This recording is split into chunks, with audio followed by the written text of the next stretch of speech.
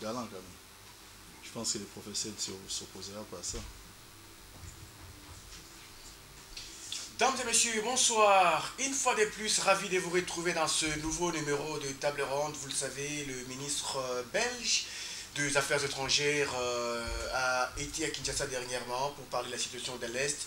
Didier Reynders a proposé à Kinshasa de dialoguer avec Kigali.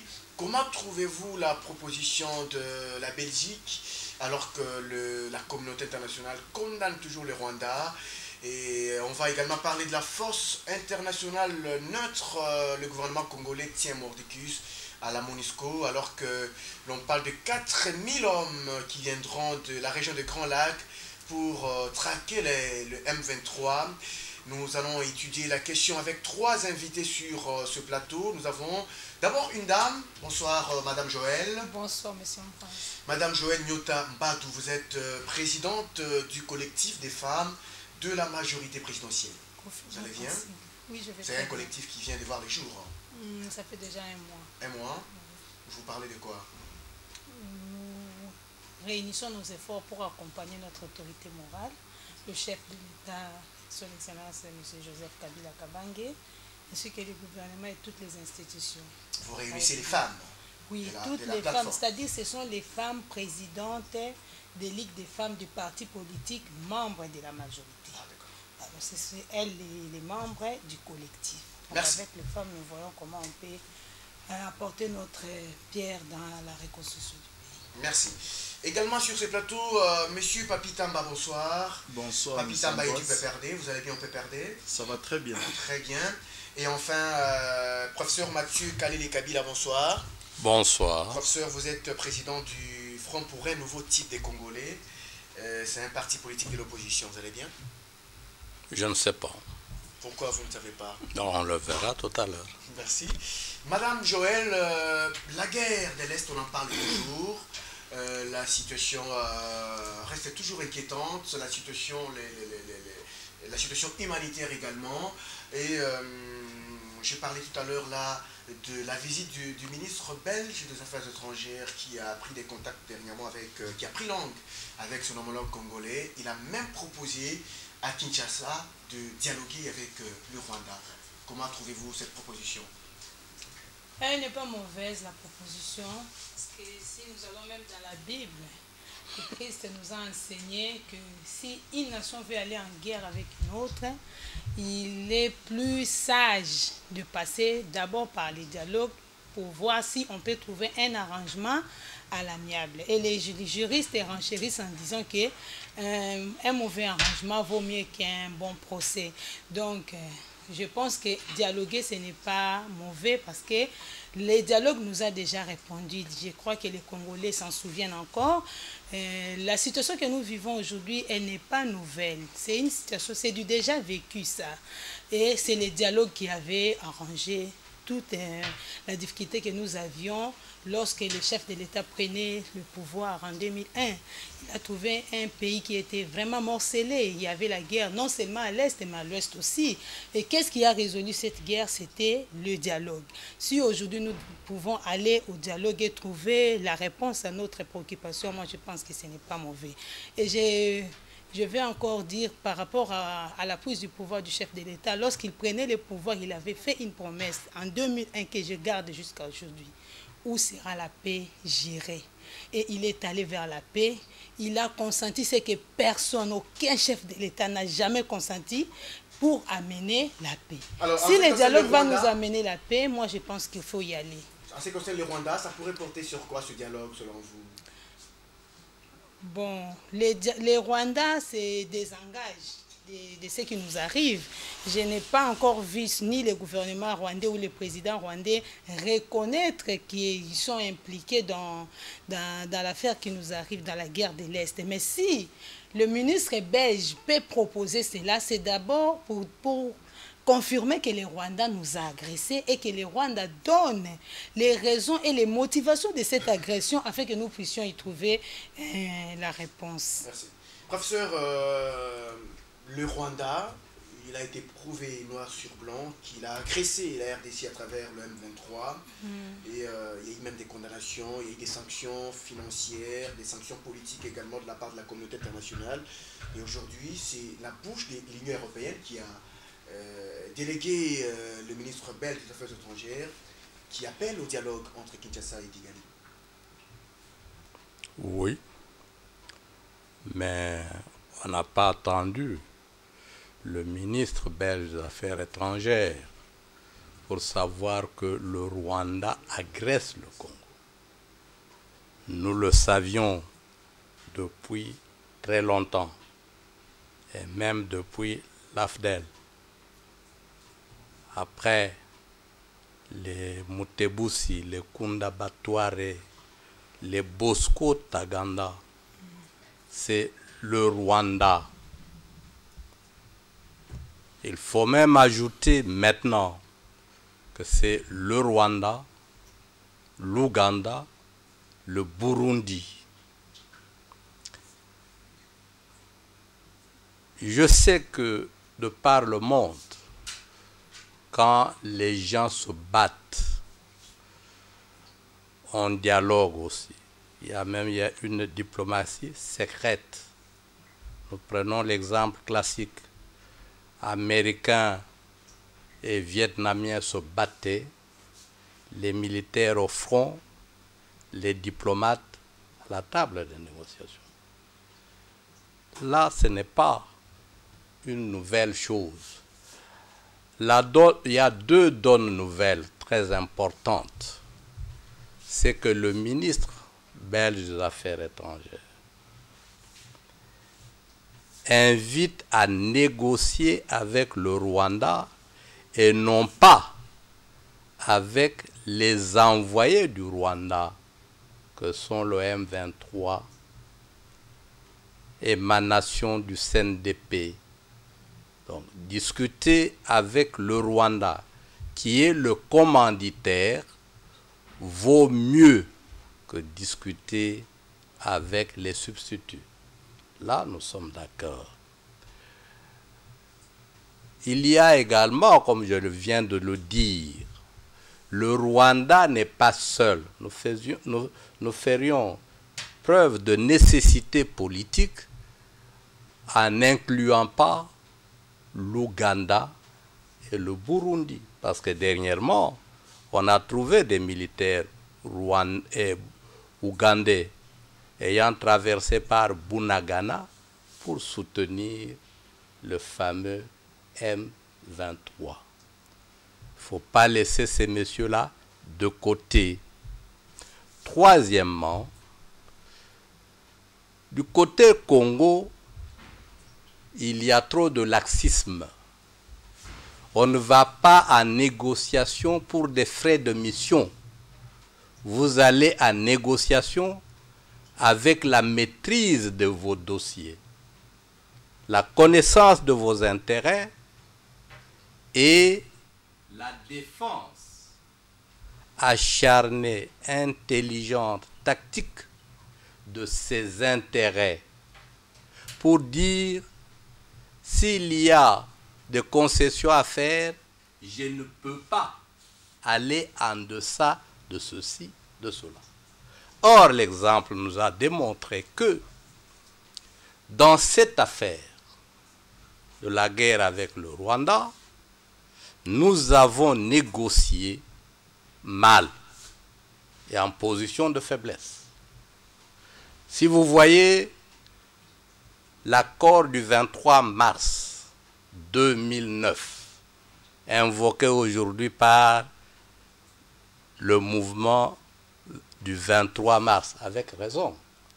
J'espère qu'il n'y a plus un seul Congolais sérieux qui fait la politique ou le journalisme qui n'ait pas encore lu cet accord. Ça, c'est un accord de gouvernance conjointe entre le Congo et le Rwanda, avec le Rwanda comme principal et nous comme adjoints. Donc, il est nécessaire de préparer sérieusement nos intérêts. Je chute, je reviendrai sur certains points de deux tailles. Nous allons à Kampala. Les ministres, les experts déblayent le terrain, font des propositions. Arrive la conférence des ministres des Affaires étrangères et de la Défense. La pièce maîtresse, signataire de l'accord de 23, M. Tshibanda, n'est pas dans la salle. Il a été soustrait par M. Museveni. Il est resté en dehors jusqu'à la fin de ces discussions-là. Ça signifie que nous ne prenons pas très au sérieux la défense de nos intérêts. C'est un peu comme dans les équipes de football. Merci. Où les choses, on a des délégations, il y a Merci. Plus de membres de la délégation que des joueurs réels. Merci.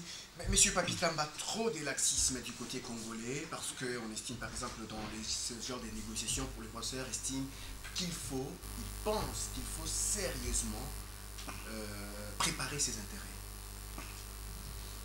Merci Ambroise pour la question et pour l'invitation. Le professeur a sa libre appréciation, mes sentiments sont bien différents. Moi, il y a une chose que je ne pourrais pas comprendre ici sur le plateau.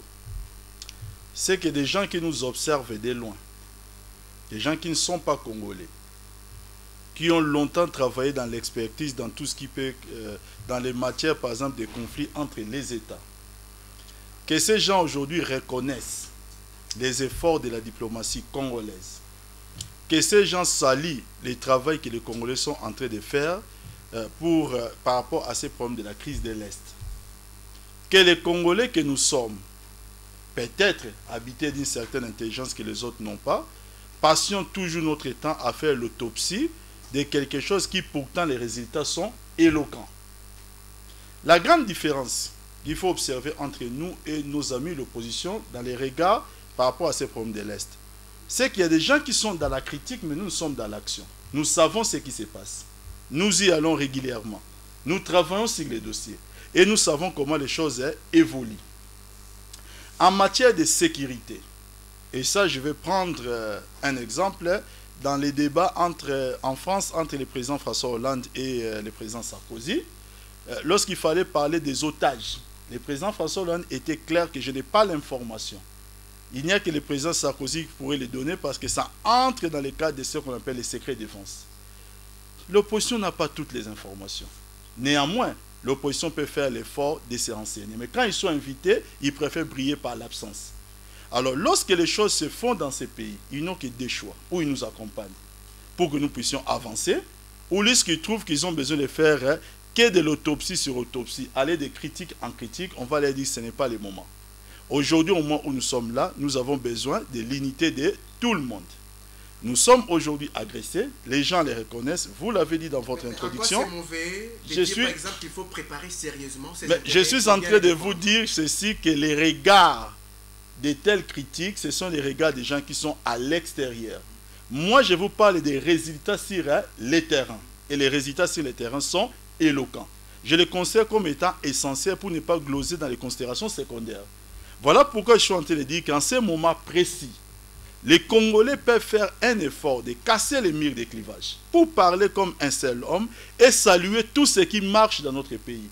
Et la télé ne peut pas être un cadre approprié pour critiquer une action gouvernementale en ces moments précis. Les professeurs savent ce qu'il lui reste à faire. S'ils trouvent qu'il y a des laxismes dans certaines matières, il y a les portes qui sont là, qu'il peut ouvrir à tout moment, bousculer, pour essayer d'en parler. Nous sommes dans un débat télévisé, mais je suis en train de vous dire, je parle de la période, et je peux vous le dire, je ne passerai pas mon temps à documenter ce qui se passe ailleurs. Dans cette période, quand vous parlez de laxisme, je tiens encore à dire que mes sentiments sont bien différents. Donc ça veut dire que je m'inscris en faux contre cette logique du professeur. Donc je ne vais quand même pas commencer maintenant à faire l'apologie de quelque chose, c'est pourquoi moi je suis contre. Je suis en train de dire ceci, quand ils sont invités pour dire des choses, ils préfèrent ne pas y aller, et quand ils sont à la télévision, ils ont des choses à dire. C'est cette logique que je ne peux pas comprendre. Je pense que lorsque nous parlons des matières, en ce qui concerne des matières de l'État, des hommes politiques responsables, ce sont des hommes politiques qui vont dans les tables où ils sont appelés pour parler. et je conseillerais au professeur qui peut-être peut avoir des suggestions qui peuvent être efficaces et à juste titre, c'est de dire que la porte dans ces pays pour le dialogue est toujours ouverte. Là, vous faites allusion au groupe. En dehors de cela, mais vous avez encore en mémoire, vous savez qu'ils ont été invités par le Premier ministre pour au moins échanger. L'eslarcisme dont parle le professeur ici, c'était une tribune favorable pour qu'il essaie de démontrer, par exemple, devant le Premier ministre, pour dire... pas parler du laxisme. Ils ne sont pas partis. Ils ont décliné l'offre. Mais l'offre qu'ils ont déclinée, à la télé, ils viennent pour parler. Madame, c'est que les professeurs disent quand même, comment vous le trouvez lorsqu'il estime par exemple qu'il faut maîtriser les dossiers, puisque vous avez dit oui au dialogue entre Kinshasa et Kigali, mais le professeur a estimé par exemple que s'il faut négocier avec le Rwanda, il faut mieux négocier avec les substituts avec le M23, parce que le Rwanda ne fait que soutenir le M23, mais il faut y aller avec la maîtrise des dossiers, mais également la connaissance des intérêts de la RDC. D'abord, je m'étonnerais parce que le prof venait de dire tout à l'heure que il y a eu un accord, l'accord du 23 mars 2009. S'il y a, je ne sais pas s'il y a eu cet accord entre notre gouvernement et le gouvernement rwandais ou bien les éléments des CNDP, ça c'est au professeur de nous le dire et pas seulement nous le dire mais nous le prouver aussi. Mais au-delà de tout ça, moi je suis pour les dialogues parce que j'ai déjà vu ce que le dialogue a fait. Je ne soutiens pas les dialogues parce qu'il faut y aller en termes de frais d'émission. Ça, les profs ont des mots durs, a des mots vraiment, je ne sais pas, ceux qui nous suivent, je ne sais pas comment ils perçoivent ce que les profs, quand ils disent que non, on n'a pas la maîtrise des dossiers, on y va pour les frais d'émission, ça choque un peu, mais bon, libre à lui, il est libre de dire ce qu'il veut. Mais moi, je pense... C'est qu'il a constaté que dans le passé... Non, dans le passé, le dialogue a payé. Vous étiez ici au pays, M. Ambroise. Si le dialogue nous a donné la réponse à 4 guerres, il y avait la guerre à Kisangani, il y avait la guerre à l'Équateur, il y avait la guerre à l'Est. Et le dialogue a répondu, il a calmé tout cela. Vous pensez que si ceux qui étaient partis au dialogue n'avaient pas la maîtrise des dossiers, ils allaient calmer toutes ces tensions-là? Avoir la maîtrise des dossiers, c'est venir à la télé et beaucoup parler? Non. Même la population, le peuple qui nous suit, il connaît qui a une parole et qui n'a que la parole. C'est bien de venir parler à la télévision, mais proposer, comme monsieur venait de le dire tout à l'heure, venez donner les propositions, vous les professeurs, vous qui savez tout, vous qui savez comment résoudre ces problèmes, venez donner les propositions. Pourquoi ils n'ont pas répondu à l'invitation? Bon, ils sont libres parce que nous sommes en démocratie, ils sont libres de répondre à une invitation ou pas, mais moi je soutiens les dialogues. Ce n'est pas un problème de frais d'émission. Et je m'inscris en faux quand il dit que le ministre Raymond Tshibanda était absent de la salle. Et qui vous dit que si la personne n'est pas dans la salle, il n'a pas travaillé? C'est ça, apparaître et être, c'est deux verbes différents. Peut-être qu'il avait quelque chose de beaucoup plus important.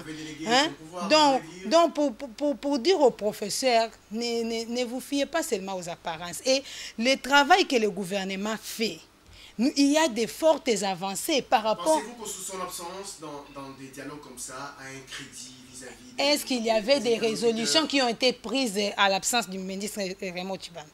Quelle est la résolution qui a été prise à l'absence du ministre Raymond Tshibanda et que cette résolution-là est en défaveur du pays? Merci. Alors, professeur, vous parlez des intérêts. Le Rwanda également en a les siens. Dans cette guerre, on parle souvent des intérêts qui sont économiques. Et si les autorités congolaises ont la maîtrise ou la connaissance de leurs intérêts, le Rwanda en a également les siens. Est-ce que ça ne peut pas bloquer à ce niveau-là, que les deux parties ne pourraient peut-être pas arriver à s'entendre sur cette question-là? Il ne faut pas ravaler le niveau du débat. Le prof Kalele a dit que l'option de dialogue est universelle. Le professeur Kalele, qui est congolais comme vous, dit qu'il faut défendre les intérêts du Congo. Et il faut pour ça maîtriser les dossiers et connaître ses intérêts. Le professeur Calais le dit, quand vous allez en mission pour débattre des questions ou pour vous accompagner une équipe de football, il ne faut pas fuir, aller faire des achats. Il faut travailler, il faut vous investir dans le travail pour lequel vous êtes parti. Je ne veux pas faire injure à des hommes politiques, à des Congolais. L'accord du 23 mars, madame, a été négocié entre la partie congolaise, représentée par M. Chibanda, et la partie CNDP par M. Kamanzi. Il a été signé devant témoin, un témoin de l'ONU, l'ancien président du Nigeria, Obasanjo, et le témoin de l'Union africaine, M. Benjamin Kappa. Je ne devais pas vous le rappeler, mais la répétition est mère de science. C'est supposé que vous le connaissez. Vous devriez le connaître.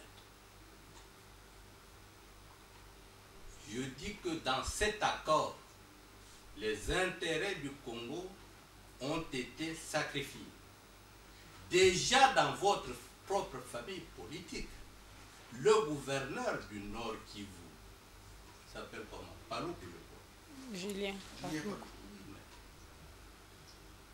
Le président de la République parle à travers lui de la nécessité de revoir cet accord, de revisiter cet accord. On ne revisiterait pas si ce n'était pas mal fait, madame. Monsieur Papi Tamba.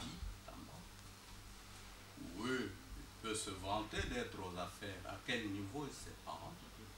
Et de connaître les choses. Non, monsieur Papi. Je vous félicite si réellement vous connaissez. Mais lorsque il y a un type sérieux et dans l'opposition, il suit au pas ce qui se passe pour savoir demain, si je prends le pouvoir, qu'est-ce que je ferai ça, là et là. C'est pour ça qu'on parle des gouvernements fantômes partout à travers le monde entier. J'ai l'obligation, moi, de maîtriser les différents dossiers. Donc, de me renseigner, de me documenter. Enfin, à ce niveau, messieurs, le débat en rapport avec l'agression du Rwanda, de l'Ouganda, du Burundi contre le Congo, c'est un débat citoyen. Ce n'est pas un débat opposition-majorité. Non, c'est un débat autour du pays que nous risquons de perdre, tout au moins une partie de ce pays. C'est un débat pour les intérêts du pays. Il y a vos collègues femmes violées, enterrées vivantes. On ne va pas dire que ce sont les femmes de l'opposition seulement et vous n'êtes pas concernés. Non, il y a des femmes dont les bébés ont été jetés dans le feu. Donc c'est un débat tout à fait citoyen. Vous allez vous égarer, si vous respectez un mot d'ordre, aller au débat de la télévision pour défendre le gouvernement. Vous êtes déjà hors jeu. Ici, c'est un autre problème. J'ajoute un autre problème. Lorsque vous allez en négociation, il faut également, non pas seulement maîtriser les dossiers, il faut connaître l'adversaire. Le Rwanda a ses intérêts à défendre. Nous avons nos intérêts à défendre. Par exemple, dans la force neutre. Je ne sais pas si on va y arriver. On va y arriver. Bon, le Rwanda dit il faut que mes troupes fassent partie de cette force neutre. Le Congo dit non. Nous ne pouvons pas, moi, comme vous en faire partie. Nous serions à ce moment-là juges et parties. Vous voyez comment on discute. Merci. Mais quand vous vous trouvez devant un Museveni, devant un Kagame, vous devez savoir quel est le schéma mental de mon adversaire. Merci. Je vais donner les éléments là-dessus. On va bientôt parler de la force neutre. J'insiste sur le fait qu'on vient défendre le pays, on ne vient pas ici défendre le PPRD, l'AMP, ou l'opposition. Merci. Alors, M. Papitamba, il y a quand même des concessions qu'il faut faire lorsqu'on dialogue. Ça veut dire que quand Kinshasa et Kigali s'engagent dans ce dialogue, il y aura des concessions à faire de part et d'autre. Mais c'est là que pose le problème, justement.